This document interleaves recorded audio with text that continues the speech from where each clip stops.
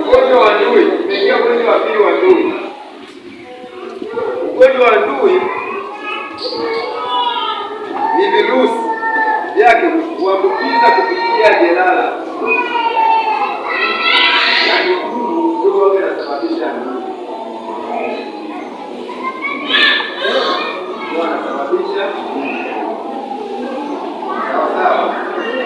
umesema dalili sasa za ugonjwa. Dalili za ugonjwa: vidonda vyenye mkando wa kahawia kwenye kifua.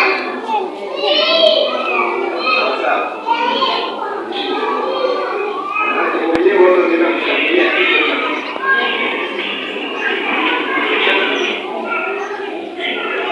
Sababisha kukosa hamu. Wewe mwenyewe utapata donda tu unakosa nini? Na kukudibu. Akishapata hii hapa anakosa hamu mpaka ya kula, anakosa hamu ya kunywa maji, na matokeo yake kweli kinga. Hakikisha unachanja vifaranga wanapofikisha mwezi mmoja. Hakikisha unachanja vifaranga wanapofikisha mwezi mmoja toka vitolewe. Chanjo zinapatikana. Nimetoa huko kitabu. Kwa wale ambao watakuwa tunasema kitabu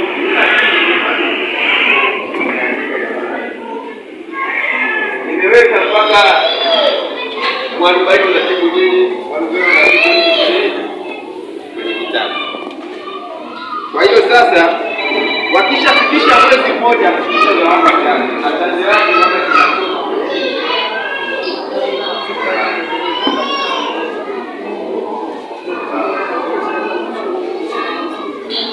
Kwa hiyo kama kitakuwa kuna somo kubwa la kuchoma na kutumia kiongozi hapa iwe jinsi gani ya kuweza kuifunza. Mmoja anaweza nikamchukua nikamfunza akaja akafunza, ndio maana ataona